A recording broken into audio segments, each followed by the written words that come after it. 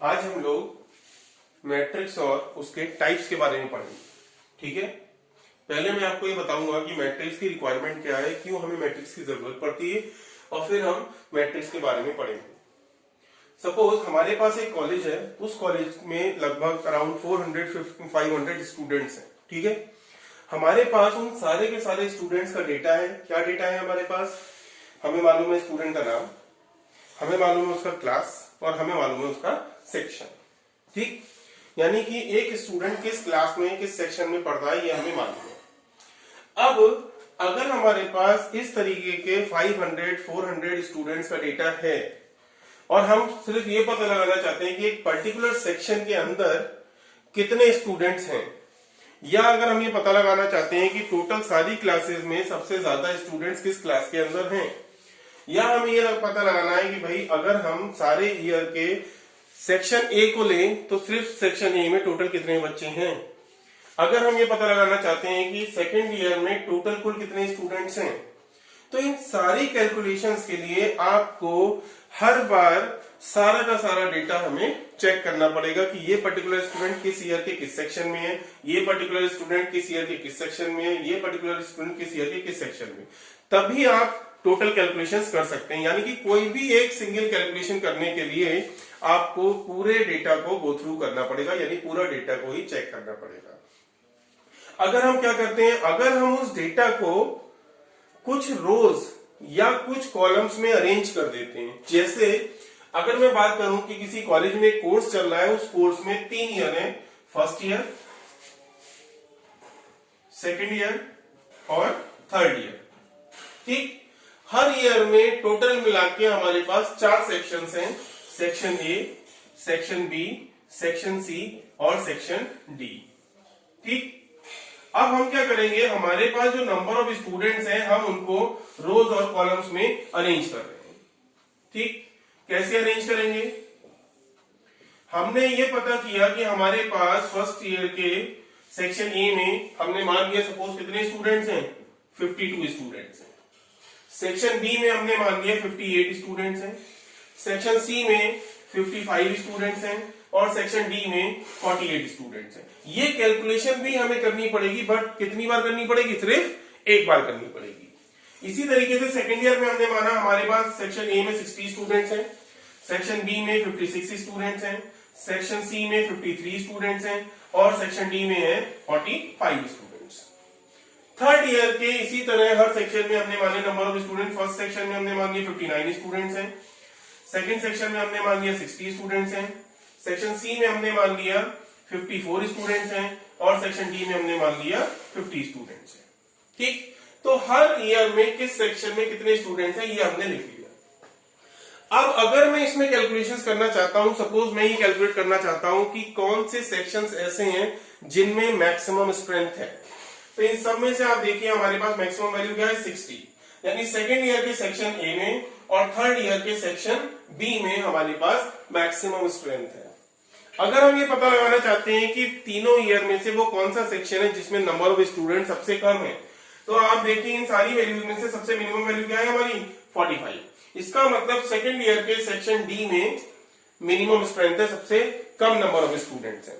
अगर हमें ये पता करना है कि टोटल थर्ड ईयर में कितने स्टूडेंट्स हैं, तो थर्ड ईयर के सारे सेक्शंस के नंबर ऑफ स्टूडेंट्स को आप ऐड करोगे, आपको पता चल जाएगा टोटल थर्ड ईयर में कितने स्टूडेंट्स हैं। अगर मैं ये पता करना चाहता हूं फर्स्ट ईयर के सेक्शन सी में कितने स्टूडेंट्स हैं, तो फर्स्ट ईयर के सेक्शन सी में कितने स्टूडेंट्स हैं, 55 स्टूडेंट्स। यानी कि दिए हुए डेटा से अगर हम कोई मीनिंगफुल इंफॉर्मेशन निकालना चाहते हैं, और वो इंफॉर्मेशन निकालने के लिए हम उस डेटा को अगर रो और कॉलम्स में अरेंज कर देते हैं, तो ये जो अरेंजमेंट होता है, this arrangement is called matrix. इस अरेंजमेंट को ही हम मैट्रिक्स कहते हैं। यानी कि डेटा को रोज और कॉलम्स में अरेंज करें और उस पूरे डेटा को अगर आप स्क्वायर ब्रैकेट से इंक्लोज कर दें, then this arrangement is called matrix. ठीक है, तो मैट्रिक्स की जरूरत क्यों पड़ी? मैट्रिक्स की जरूरत इसलिए पड़ी कि अगर हम किसी डेटा से कोई मीनिंगफुल इंफॉर्मेशन निकालना चाहते हैं, कुछ रिजल्ट निकालना चाहते हैं, कुछ एनालिसिस करना चाहते हैं, तो हमें मैट्रिक्स की जरूरत पड़ती है और उस केस के लिए हम डेटा को रो और कॉलम में अरेंज करते हैं। ठीक, तो अब हम क्या करेंगे, अब हम मैट्रिक्स की मैथमेटिकल डेफिनेशन को एक्चुअली पढ़ेंगे कि हमारी देखने में जनरल मैट्रिक्स होती किस टाइप की है, उसके एलिमेंट्स को हम कैसे रिप्रेजेंट करते हैं, मैट्रिक्स को कैसे रिप्रेजेंट करते हैं, ये अब हम पढ़ेंगे। ठीक, आई होप आपको इस एग्जांपल से क्लियर हो गया होगा कि मैट्रिक्स क्या होती है और उसकी जरूरत क्या होती है। अब हम मैट्रिक्स की डेफिनेशन पढ़ते हैं। मैट्रिक्स क्या होती है? अगर हम एलिमेंट्स को अरेंज करते हैं किसमें, एक रेक्टेंगुलर एरे में, जिसमें हमारे पास कुछ रोज और कुछ कॉलम्स होते हैं। तो अगर हम सपोज कर लें कि हमारे पास एलिमेंट्स हैं A11, A12, A13 and so on A1n। इसी तरीके से ये फर्स्ट रो हो गई हमारी। सेकंड रो अगर हम लें A21, A22, A23 and so on A2n। Similarly third row A31, A32, A33 and so on A3n। और अगर हम इसी तरीके से बात करते हैं और अपनी mth रो लिखते हैं AM1, AM2, AM3 and so on AMn। तो ये हमने क्या करा है, ये हमारे पास एलिमेंट्स हैं या नंबर्स हैं या वैल्यूज हैं। हमने इन वैल्यूज को रोज और कॉलम्स में अरेंज करा और इस अरेंजमेंट को हमने एक स्क्वायर ब्रैकेट या आप कह सकते हो रेक्टेंगुलर एरे से इनक्लोज कर दिया, बंद कर दिया। Then this arrangement of elements is called matrix. ठीक, किसी भी मैट्रिक्स को आप हमेशा कैपिटल लेटर से डिनोट करते हो, या तो capital A, capital B, capital C and so on, किसी भी कैपिटल लेटर से आप मैट्रिक्स को डिनोट कर सकते हो। और मैट्रिक्स के अंदर जो हमारे एलिमेंट्स होते हैं उनको हमेशा स्मॉल लेटर से डिनोट करते हैं। जैसे कैपिटल ए हो गए मैट्रिक्स, तो उसके एलिमेंट्स क्या हो गए, स्मॉल ए। ठीक, अब इसमें हमारे पास दो चीजें मेन होती हैं। नंबर एक, अगर मैट्रिक्स के अंदर बहुत सारे एलिमेंट्स हैं तो उन सारे एलिमेंट्स को आप रिप्रेजेंट कैसे करोगे कि कौन सा एलिमेंट ये है, ये कौन सा एलिमेंट है, ये कौन सा एलिमेंट, कैसे पहचानोगे कि यार हम इस एलिमेंट की बात कर रहे हैं, हम इस एलिमेंट की बात कर रहे हैं, या हम इस एलिमेंट की बात कर रहे हैं। तो इसके लिए क्या है, आप देखेंगे कि हर एलिमेंट के सबस्क्रिप्ट में दो नंबर लिखे हुए हैं।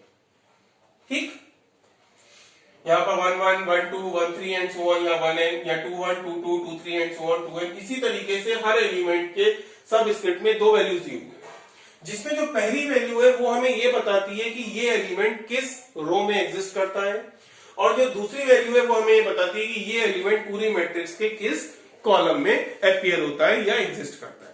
जैसे अगर 1 1 की बात करें तो ये वाला एलिमेंट पहली रो और पहले कॉलम में। 1 2 की बात करें, इसका मतलब ये एलिमेंट पहली रो और दूसरे कॉलम में। अगर हम 3 3 की बात करें तो ये एलिमेंट थर्ड रो और थर्ड कॉलम में। अगर हम 2 1 की बात करें तो ये एलिमेंट सेकेंड रो और फर्स्ट कॉलम में। तो हम मैट्रिक्स के किस एलिमेंट पर वर्क कर रहे हैं, किस एलिमेंट के बारे में बात कर रहे हैं, किस पर कैलकुलेशन करना चाहते हैं, या कैसे एनालिसिस करोगे कि भाई हमें ये वाली वैल्यू मैट्रिक्स की चाहिए या फिर ये वाली वैल्यू चाहिए, उसके लिए हमने हर एलिमेंट को दो सबस्क्रिप्ट दी हैं, जिसमें फर्स्ट सबस्क्रिप्ट हमें ये बताती है कि वो किस रो में एग्जिस्ट करता है और दूसरी सबस्क्रिप्ट हमें ये बताती है कि वो किस कॉलम में एग्जिस्ट करता है। यानी कि मैट्रिक्स को आप शॉर्ट फॉर्म में इस तरीके से भी रिप्रेजेंट कर सकते हो, A I J, और हमने उसको स्क्वायर ब्रैकेट में बंद कर दिया। जहां पर A तो क्या हो गए, मैट्रिक्स के सारे एलिमेंट्स, और ये जो I और J है, इसमें I रिप्रेजेंट करेगा कि वो एलिमेंट किस रो में है, और J रिप्रेजेंट करता है कि वो किस कॉलम में। अब इसमें जो मैट्रिक्स में दूसरी मेन चीज होती है order of the matrix. Order निकालने के लिए आप क्या करते हो, आपको मैट्रिक्स में ये चेक करना पड़ता है कि टोटल नंबर ऑफ रोज और टोटल नंबर ऑफ कॉलम्स कितने हैं मैट्रिक्स में। तो अगर हम इस जनरल मैट्रिक्स की बात करें तो इस मैट्रिक्स में आप देखोगे 1 2 3 लास्ट में m है, यानी कि नंबर ऑफ रोज कितने हैं, m। और अगर हम कॉलम की बात करें तो 1 2 3 से लेकर n तक जा रहे हैं, यानी कि नंबर ऑफ कॉलम्स कितने n है। तो हमारे पास यहां पर नंबर ऑफ रोज हो गई कितनी, m, और नंबर ऑफ कॉलम्स कितने हो गए, n। तो अगर किसी मैट्रिक्स में m रोज और n कॉलम्स होते हैं तो उस मैट्रिक्स का जो ऑर्डर होता है वो कितना होता है, m क्रॉस n। ये हमारा ऑर्डर कहलाता है। तो अगर हम इस मैट्रिक्स की बात करें तो इसका जो ऑर्डर होगा वो कितना होगा, m क्रॉस n। और जो भी मैट्रिक्स का ऑर्डर होता है उसको आप क्या करते हो, पूरी मैट्रिक्स के साइड में या सबस्क्रिप्ट में लिख देते हैं, जिससे हमें पता चल जाता है कि इस रो में, इस मैट्रिक्स के अंदर कितने रो और कितने कॉलम्स हैं। ठीक। अगर किसी भी मैट्रिक्स में m रोज हैं और n कॉलम्स हैं तो ऑर्डर तो हो गया m इंटू n। और इसी तरीके से अगर हम उसमें क्या फाइंड आउट करना चाहते हैं, नंबर ऑफ एलिमेंट्स, तो टोटल नंबर ऑफ एलिमेंट्स क्या होते हैं, रो और कॉलम को आप मल्टीप्लाई कर दोगे तो कितना आएगा, m n। अब आप कहेंगे कि ऑर्डर में भी तो m इंटू n लिखा है और नंबर ऑफ एलिमेंट्स में भी n और n की मल्टीप्लाई हुई।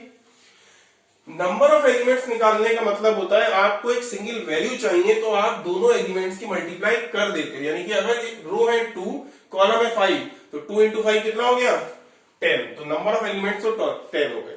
लेकिन अगर ऑर्डर लिखना है तो आप ऑर्डर को 2 इंटू 5 इज इक्वल टू 10 नहीं लिख सकते, उसको आपको ऐसे लिखना पड़ेगा 2 इंटू 5, क्योंकि ऑर्डर हमें यह बताता है कि टोटल मैट्रिक्स में कितने रो हैं और कितने कॉलम हैं। तो हमें पता चल जाएगा कि मैट्रिक्स में 2 रो हैं और 5 कॉलम्स हैं। इसीलिए ऑर्डर में आप एलिमेंट्स की मल्टीप्लाई नहीं करते हो, एज इट इज लिखना होता है। नंबर ऑफ एलिमेंट्स कैलकुलेट करने के लिए आप नंबर ऑफ रोज और नंबर ऑफ कॉलम्स को मल्टीप्लाई कर देते। तो ये हो गया हमारा ऑर्डर ऑफ मैट्रिक्स। अब हम इसको एक एग्जांपल के थ्रू समझेंगे। सपोज मेरे पास एक मैट्रिक्स है कैपिटल B, जिसमें हमारे पास कुछ एलिमेंट्स हैं 1 2 3 4 1 7 0 -3 8 9 -4 10। ये एक हमारे पास मैट्रिक्स है। ठीक। अब इसमें अगर हम देखें तो हमारे पास कुल टोटल कितनी रोज हैं, 1 2 और 3 रोज हैं। ठीक। और अगर हम कॉलम देखें तो कितने हैं, 1 2 3 एंड 4 कॉलम्स हैं। तो अगर हम इस मैट्रिक्स के ऑर्डर की बात करेंगे तो कितना हो जाएगा, 3/4, जिसमें 3 हमें बता रहा है कि हमारे पास 3 रोज हैं और 4 हमें ये बता रहा है कि हमारे पास 4 कॉलम्स हैं।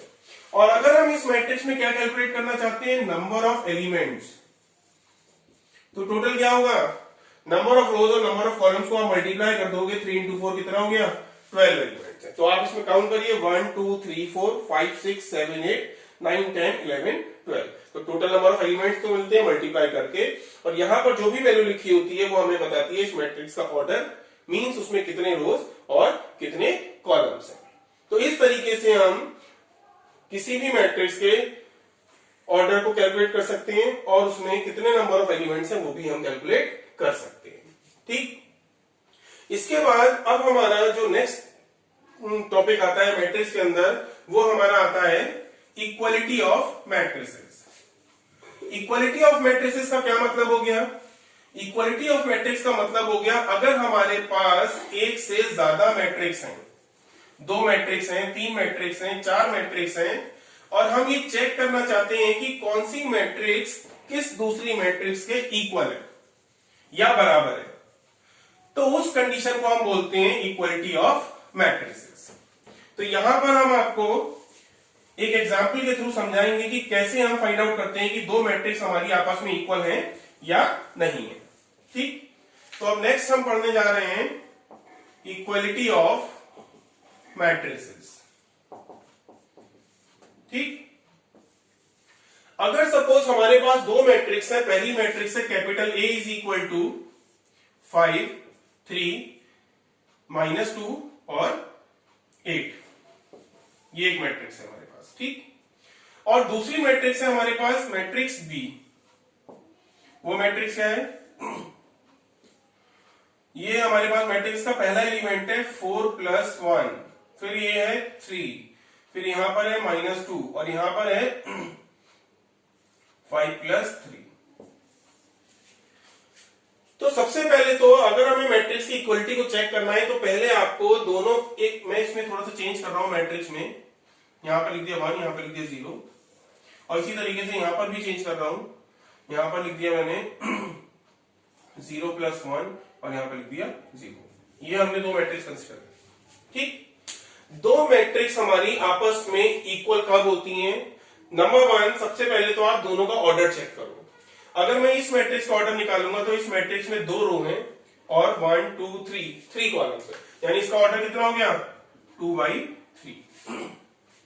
अगर हम इस मैट्रिक्स की बात करेंगे तो इसमें देखिए कितने रो हैं 1 2 और नंबर ऑफ कॉलम कितने हैं 1 2 3, तो इसमें भी ऑर्डर कितना हो गया 2/3।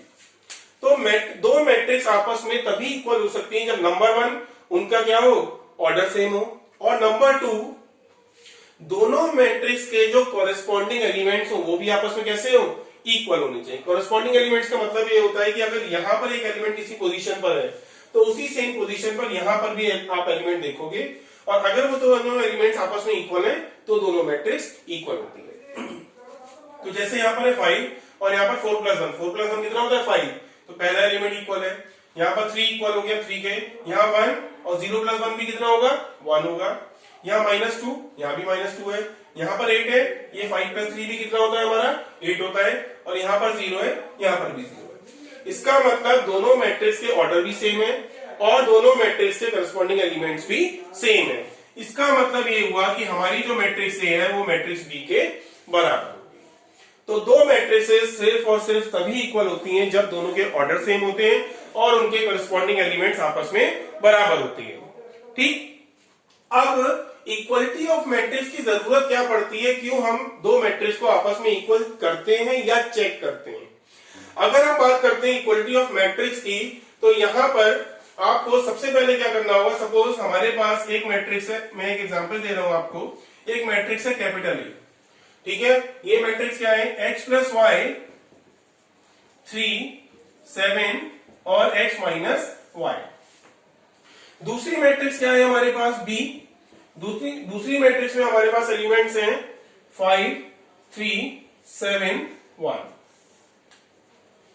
ठीक, अब अगर ये दोनों मैट्रिक्स आपस में इक्वल है, if a = b, then find x and y।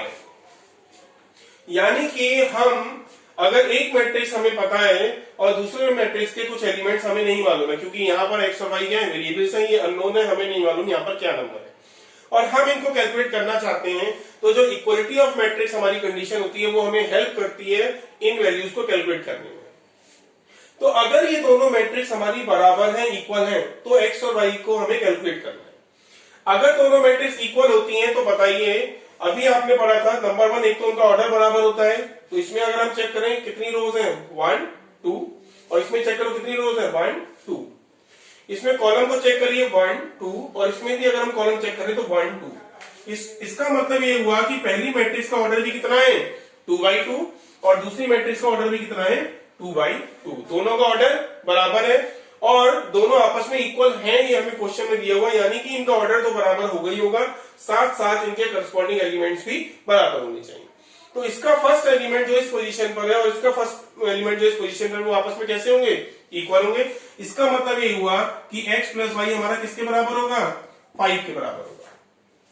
3 हमारा 3 के इक्वल है ऑलरेडी, 7 हमारा 7 के इक्वल है, और ये जो x - y है वो किसके इक्वल होगा 1 के इक्वल होगा। तो x - y = 1। अब ऐसा करने से हमें क्या पता चल गया, हमें दोनों वेरिएबल्स में दो इक्वेशंस मिल गई। अब हम इन इक्वेशंस को इजीली सॉल्व करके x और y की वैल्यूज कैलकुलेट कर सकते हैं। तो अगर मैं इसको सिंप्लीफाई करूं, दोनों इक्वेशंस को ऐड कर दें, तो ये दोनों कैंसिल हो जाएंगे। x + x हो गया हमारा 2x और 5 + 1 हो गया हमारा 6। तो यहां से हमारी x की वैल्यू कितनी आ जाएगी 6/2 यानी कि 3। ठीक, ये x की वैल्यू हम दोनों में से किसी भी एक इक्वेशन में रखेंगे तो y की वैल्यू मिल जाएगी। अगर मैं फर्स्ट इक्वेशन में रखता हूं तो ये हो जाएगा 3 + y = 5। यहां से y कितना आ जाएगा 3 को जब आप राइट हैंड साइड में भेजोगे तो वो नेगेटिव हो जाएगा, 5 - 3 = 2। तो इस तरीके से हम क्या करते हैं, अगर हमारे पास दो मैट्रिक्स इक्वल होती है और हमें कुछ अननोन्स की वैल्यू निकालनी होती है जिनकी वैल्यू हमें नहीं पता, तो वो हम इजीली इस कंडीशन के इक्वलिटी ऑफ मैट्रिक्स की हेल्प से कैलकुलेट कर सकते हैं। तो ये हमारा होता है इक्वलिटी ऑफ मैट्रिक्स, और ये हमने उसकी हेल्प से कुछ वेरिएबल्स को कैलकुलेट करना सीख लिया। ठीक, अब इसके बाद नेक्स्ट जो हमारा टॉपिक आता है मैट्रिक्स के अंदर, that is types of matrices. ठीक, या आप उनको बोल सकते हैं स्पेशल टाइप ऑफ मैट्रिसेस। क्योंकि डिपेंडिंग अपॉन कि हमारे मैट्रिक्स में कितनी रोज हैं, कितने कॉलम्स हैं, उन मैट्रिक्स में कितनी वैल्यू जीरो हैं, और जो जीरो है वो कौन सी वैल्यूज हैं, इनके हिसाब से हमारे पास बहुत तरीके की मैट्रिसेस होती हैं। तो उनमें से कुछ टाइप की जो मैट्रिसेस हैं वो हम आज पढ़ने वाले हैं। तो हमारा जो नेक्स्ट टॉपिक है that is special type of matrices.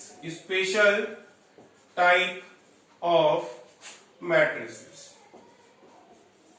ठीक, स्पेशल टाइप ऑफ मैट्रिसेस में हमारी जो सबसे फर्स्ट टाइप की मैट्रिक्स होती है, number one, that is called row matrix.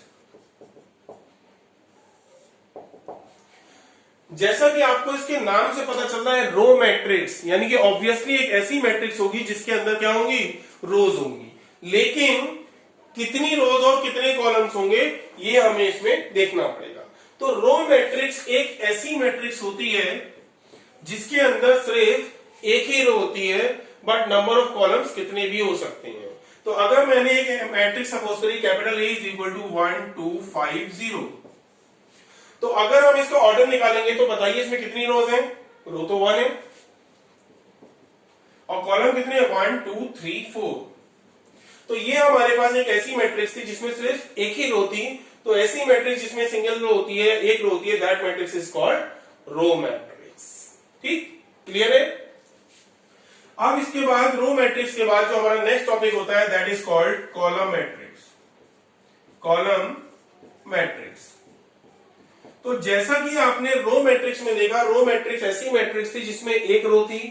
इसी तरीके से कॉलम मैट्रिक्स एक ऐसी मैट्रिक्स होती है जिसमें हमारा एक ही कॉलम होता है। तो अगर हम बात करें, हमारे पास एक मैट्रिक्स है capital X is equal to A B C. तो इस मैट्रिक्स में देखिए नंबर ऑफ रोज कितनी है, 1 2 3, और नंबर ऑफ कॉलम्स कितने हैं, ओनली 1। तो इसका ऑर्डर हो गया हमारा 3/1। तो अगर किसी मैट्रिक्स में सिर्फ एक ही कॉलम होता है तो that matrix is called column matrix. तो रो मैट्रिक्स हमारी क्या होगी, जिसमें सिर्फ एक रो होगी, और कॉलम मैट्रिक्स क्या होगी हमारी, जिसमें सिर्फ एक कॉलम होता है। ठीक, इसके बाद हमारी जो नेक्स्ट मैट्रिक्स है that matrix is zero matrix, या हम उसको बोलते हैं नल मैट्रिक्स। ठीक, जीरो या नल का क्या मतलब होता है, जीरो का मतलब होता है कि एक ऐसी मैट्रिक्स हो हमारे पास जिसके अंदर सारे के सारे एलिमेंट्स कैसे हो, जीरो होने चाहिए। ठीक है, तो अगर हम बात करें एक मैट्रिक्स की, कैपिटल बी हमने एक मैट्रिक्स ली और इस मैट्रिक्स में 0 0 0 0 0 0, इस मैट्रिक्स के सारे एलिमेंट्स कैसे हैं, जीरो है। इसका मतलब ये मैट्रिक्स जो है हमारी वो क्या हो गई, या तो हम इसको जीरो मैट्रिक्स कहेंगे या नल मैट्रिक्स कहेंगे। और इस टाइप की मैट्रिक्स को आप जनरली बिग ओ से डिनोट करते हो। Big O is called null. तो नल मैट्रिक्स को आप नॉर्मली किसी अल्फाबेट से भी डिनोट कर सकते हो और बिग ओ से भी डिनोट कर सकते हो। तो दिस इज कॉल्ड जीरो या नल मैट्रिक्स जिसमें सारे के सारे एलिमेंट्स हमारे जीरो थे। अगर हम इसके ऑर्डर की बात करें तो इसमें रोज कितनी है, 2, और कॉलम्स कितने हैं, 3। तो ये हमारी एक 2/3 ऑर्डर की नल मैट्रिक्स हो गई। ठीक, नल मैट्रिक्स के बाद हमारी जो नेक्स्ट मैट्रिक्स आती है that is called square matrix. Fourth matrix है हमारी स्क्वायर मैट्रिक्स। स्क्वायर मैट्रिक्स में क्या होता है, जैसा कि आपने स्क्वायर की डेफिनेशन पढ़ रखी है, स्क्वायर में हमारी जो लेंथ और विड्थ होती है वो हमारी इक्वल होती है। मैट्रिक्स में हमारे पास लेंथ और विड्थ तो होती नहीं है। मैट्रिक्स में क्या होता है हमारे पास, number of rows and number of columns. तो इसका मतलब एक ऐसी मैट्रिक्स जिसमें नंबर ऑफ रोज और नंबर ऑफ कॉलम्स आपस में इक्वल होते हैं, that matrix is called square matrix. तो अगर हम बात करें, हमारे पास एक मैट्रिक्स है capital Y is equal to 1 0 5 3 -1 8 10 6 4। इस मैट्रिक्स में देखिए नंबर ऑफ रोज कितनी है, 1 2 3, और नंबर ऑफ कॉलम्स भी कितने हैं, 1 2 3। तो क्योंकि इसमें नंबर ऑफ रोज और नंबर ऑफ कॉलम्स इक्वल हैं, इसलिए ये क्या हो गई हमारी स्क्वायर मैट्रिक्स हो गई, और इसका ऑर्डर कितना हो गया, 3/3। स्क्वायर मैट्रिक्स में और बाकी मैट्रिक्स में क्या फर्क होता है, ऑर्डर की पॉइंट ऑफ व्यू से अगर हम देखें तो इसमें अगर आप इस 1 क्रॉस 4 को नहीं बताओगे 1 into 4, तो हमें नहीं पता चलेगा कि इसमें कितने रोज और कितने कॉलम्स हैं। अगर यहां पर नहीं बताते 2 into 3 तो हमें नहीं पता चलता कितनी रोज और कितने कॉलम्स हैं। लेकिन अगर हम स्क्वायर मैट्रिक्स की बात करें तो इसके ऑर्डर को अगर बताएं हम सिर्फ 3 बता दें, सिर्फ 3 बता दें, एक ही वैल्यू बता दें, और क्योंकि ये स्क्वायर मैट्रिक्स है तो 3 का मतलब हो गया कि इसमें नंबर ऑफ रोज भी 3 है और नंबर ऑफ कॉलम्स भी 3 है। तो अगर मैट्रिक्स स्क्वायर मैट्रिक्स नहीं होती है तो आपको उसके ऑर्डर को एज इट इज बताना पड़ता है, और अगर वो स्क्वायर मैट्रिक्स होगी तो मैट्रिक्स का जो ऑर्डर होगा आप या तो नंबर ऑफ रोज बता दीजिए या फिर नंबर ऑफ कॉलम्स, कोई भी एक वैल्यू बता देंगे तो हमें पता चल जाता है कि इस मैट्रिक्स का ऑर्डर क्या है, और उससे नंबर ऑफ रोज और नंबर ऑफ कॉलम्स आप दोनों कैलकुलेट कर सकते हो। ठीक, स्क्वायर मैट्रिक्स में क्या होता है, अगर हम अपर लेफ्ट कॉर्नर से लोअर लेफ्ट कॉर्नर की तरफ जाएं, यानी कि इस डायरेक्शन में, आप ऐसे समझ सकते हो, अगर हम ये सारी वैल्यूज लें अपर लेफ्ट से लोअर राइट वाली, तो इन पोजीशंस पर जो भी वैल्यूज आती हैं वो हमारी क्या कहलाती हैं, मेन डायगोनल एंट्रीज। तो हमारे किसी भी स्क्वायर मैट्रिक्स के अंदर अपर लेफ्ट से लेकर लोअर राइट पर जो वैल्यूज आती हैं ये हमारी वैल्यूज कहलाती हैं मेन डायगोनल एंट्रीज। और ये जो हमारे पास डायगोनल हुआ, क्योंकि स्क्वायर मैट्रिक्स में 2 डायगोनल होंगे, एक अपर लेफ्ट से लोअर राइट और एक अपर राइट से लोअर लेफ्ट, तो ये जो अपर लेफ्ट से लोअर राइट वाला होता है this is called main diagonal. तो स्क्वायर मैट्रिक्स के अंदर हमारे जो डायगोनल वाली पोजीशन होती है ये पूरा तो हमारा डायगोनल है, और इसके अंदर जो वैल्यूज हैं these values are called diagonal values या डायगोनल एंट्रीज। तो ये हो गया हमारा मेन डायगोनल या डायगोनल एंट्रीज। डायगोनल को आप रिप्रेजेंट कैसे करते हो, अब डायगोनल को रिप्रेजेंट करना है तो डी फॉर डायगोनल, ठीक, और इसके जितने भी एलिमेंट्स हैं वो सब इसमें कॉमा से सेपरेट करके लिख दीजिए, तो 1 -1 और 4। तो ये हमारा डी जो है वो इस स्क्वायर मैट्रिक्स वाई का क्या है, डायगोनल है, जिसके एलिमेंट्स क्या है 1, -1, 4। या आप इसको ऐसे भी लिख सकते हो, डायगोनल इज इक्वल टू 1 -1 4। तो अलग अलग बुक्स में अलग अलग रिप्रेजेंटेशन है डायगोनल को रिप्रेजेंट करने का, लेकिन हमें क्या ध्यान रखना है, हमें ध्यान रखना है कि जो अपर लेफ्ट से लोअर राइट की तरफ होता है दैट इज कॉल्ड डायगोनल, और उसमें जो भी एंट्रीज आती हैं वो हमारी क्या कहलाती हैं, डायगोनल एंट्रीज या डायगोनल वैल्यूज कहलाती है। ठीक, अब डायगोनल वैल्यूज के बाद हमारा जो नेक्स्ट है that is triangular matrix, triangular matrix. तो नेक्स्ट जो था हमारा fifth that is triangular matrix. Try का मतलब ट्राइंगुलर, जैसे ट्राइंगल होता है उसी तरीके से ट्राइंगुलर मैट्रिक्स होती है। अगर हमारे पास कोई मैट्रिक्स ऐसी है जिसमें जो हमारा मेन डायगोनल है उस मेन डायगोनल के या तो ऊपर के या फिर नीचे के सारे एलिमेंट्स 0 होते हैं, या तो डायगोनल के ऊपर के 0 या डायगोनल के नीचे के सारे 0, तो हम उस मैट्रिक्स को ट्राइंगुलर मैट्रिक्स कहते हैं। जैसे अगर हम बात करें, हमारे पास एक मैट्रिक्स है कैपिटल ए, ठीक, 1 7 3 0 0 0 -3 8 10, ये एक मैट्रिक्स हो गई स्क्वायर मैट्रिक्स, क्योंकि इसमें 3 रोज और 3 कॉलम है। दूसरी मैट्रिक्स ले ली हमने बी, वो हमने ले ली 10 15 -12 0 0 0 1 5 7, एक मैट्रिक्स ही ले ली। ट्रायंगुलर मैट्रिक्स एक स्क्वायर मैट्रिक्स होती है, उसमें नंबर ऑफ रोज और नंबर ऑफ कॉलम्स हमारे बराबर होते हैं, क्योंकि अगर ऐसा नहीं हुआ तो आपको जो डायगोनल है वो नहीं मिलेगा। ठीक, तो ट्रायंगुलर मैट्रिक्स एक ऐसी स्क्वायर मैट्रिक्स होती है जिसमें जो हमारा ये मेन डायगोनल है उस डायगोनल के या तो ऊपर के सारे वैल्यू 0 हो जाए, या फिर जो हमारा मेन डायगोनल है उस डायगोनल के नीचे के सारे एलिमेंट्स अगर 0 हो जाए, तो ये इस टाइप की जो मैट्रिक्स होती है उनको हम ट्रायंगुलर मैट्रिक्स कहते हैं। लेकिन अगर हम ट्रायंगुलर मैट्रिक्स की बात करेंगे तो हमें कैसे पता चलेगा कि डायगोनल के ऊपर के सारे एलिमेंट 0 है या डायगोनल के नीचे के सारे एलिमेंट 0 है? तो ट्रायंगुलर मैट्रिक्स को हमने 2 पार्ट में डिवाइड करा है।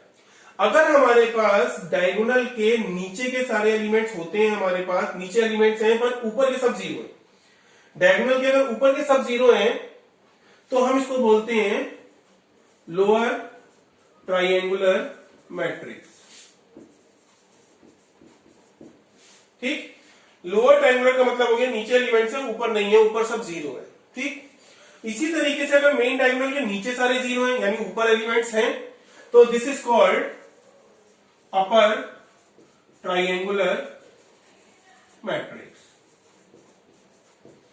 तो अगर हमारे पास डायगोनल के ऊपर या डायगोनल के नीचे एलिमेंट जीरो होते हैं तो that matrix is called triangular matrix, और अगर डायगोनल के नीचे एलिमेंट्स हैं ऊपर जीरो हैं तो हम उसको लोअर ट्राइंगुलर कहते हैं, और अगर डायगोनल के नीचे सारे एलिमेंट जीरो हैं तो हम उसको अपर ट्राइंगुलर मैट्रिक्स कहते हैं। ठीक, इसके बाद जो नेक्स्ट हमारा टॉपिक है या जो नेक्स्ट मैट्रिक्स होती है हमारी, वो होती है हमारी डायगोनल मैट्रिक्स। ठीक, नेक्स्ट हमारे टॉपिक हो गया डायगोनल मैट्रिक्स। ये आपने जो पढ़ा अभी क्लियर समझ में आ गया।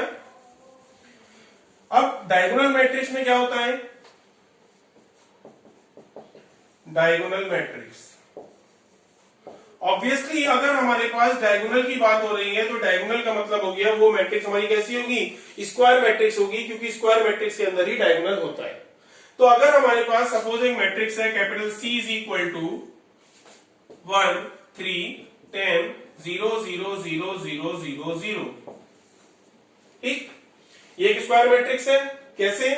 इसमें नंबर ऑफ रोज कितनी है? 3, और नंबर ऑफ कॉलम्स भी कितने? 3 है। इसका ऑर्डर कितना हो गया हमारा? 3/3, या आप कह सकते हो 3। ये मैट्रिक्स हमारी डायगोनल मैट्रिक्स क्यों कहलाएगी? क्योंकि डायगोनल जो एलिमेंट्स डायगोनल पर नहीं है, तो हमने डायगोनल को छुपा दिया, उसके ऊपर सारे एलिमेंट जीरो है और उसके नीचे सारे एलिमेंट जीरो है। तो अगर डायगोनल्स की एंट्रीज अगर हम कंसीडर ना करें, उसके अलावा बाकी सारी एंट्रीज देखें डायगोनल के ऊपर और डायगोनल के नीचे, अगर वो सब जीरो होती हैं तो ऐसी स्क्वायर मैट्रिक्स को हम क्या बोलते हैं? डायगोनल मैट्रिक्स कहलाते हैं। तो डायगोनल एलिमेंट्स को छोड़कर अगर सारी जीरो है तो that square matrix is called diagonal matrix. Diagonal matrix के बाद जो नेक्स्ट मैट्रिक्स है that is called scalar matrix. Scalar का मतलब क्या होता है? Scalar is like a constant. तो स्केलर मैट्रिक्स हमारे पास एक ऐसी मैट्रिक्स होती है जिसमें सपोज अगर हमारे पास एक मैट्रिक्स है कैपिटल 5 5 5, तो स्केलर मैट्रिक्स एक ऐसी मैट्रिक्स होती है जिसमें स्केलर मैट्रिक्स एक ऐसी स्क्वायर मैट्रिक्स भी होगी और एक डायगोनल मैट्रिक्स भी कहलाती है। वो डायगोनल मैट्रिक्स क्यों कहलाती है? क्योंकि अगर हम डायगोनल के अलावा बाकी सारे एलिमेंट्स देखें तो वो कैसे हैं? जीरो है। तो अगर हमारे पास एक ऐसी डायगोनल मैट्रिक्स है जिसके डायगोनल के सारे एलिमेंट्स कैसे हैं? सेम है, तो हम ऐसी डायगोनल मैट्रिक्स को क्या बोलते हैं? स्केलर मैट्रिक्स कहते हैं। तो scalar matrix is a kind of diagonal matrix in which all the diagonal elements are same और इक्वल। अब स्केलर मैट्रिक्स के बाद जो हमारी नेक्स्ट आती है या जो लास्ट मैट्रिक्स है that is identity matrix. Identity matrix भी बोल सकते हैं या हम इसको बोलते हैं यूनिट मैट्रिक्स। आइडेंटिटी या यूनिट का क्या मतलब होता है? आइडेंटिटी या यूनिट का मतलब होता है 1। तो अगर हमारे पास कोई भी ऐसी मैट्रिक्स है जिसके सारे के सारे एलिमेंट्स कैसे हैं? 1 है। जैसे अगर हम बात करें मैट्रिक्स के और इसके अंदर सारे के सारे एलिमेंट्स आपने क्या रख दिए? 1 रख दिए, तो ये हमारी मैट्रिक्स क्या कहलाती है?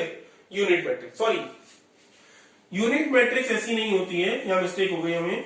यूनिट मैट्रिक्स एक ऐसी मैट्रिक्स होती है, एक ऐसी स्क्वायर मैट्रिक्स होती है जिसमें डायगोनल के एलिमेंट्स हमारे कितने होते हैं? 1 होते हैं और बाकी सारे एलिमेंट्स क्या होते हैं? 0 होते हैं। यानी आइडेंटिटी मैट्रिक्स भी एक टाइप की डायगोनल मैट्रिक्स है जिसमें डायगोनल के सारे मैट्रिक्स 1 होंगे और बाकी सारे एलिमेंट्स क्या होंगे? 0 होंगे। ये जो हमारी आइडेंटिटी मैट्रिक्स है कितने ऑर्डर की है? ऑर्डर 2 की है, क्योंकि इसमें 2 रो है और 2 कॉलम है। अगर हम 3 ऑर्डर की आइडेंटिटी मैट्रिक्स लिखना चाहें तो वो कितनी हो जाएगी? 1 1 1 0 0 0 0 0 0। तो ये जो हमारी मैट्रिक्स हुई ये हमारी आइडेंटिटी मैट्रिक्स हुई ऑर्डर 3 की, और ये जो थी वो थी हमारी ऑर्डर 2 की।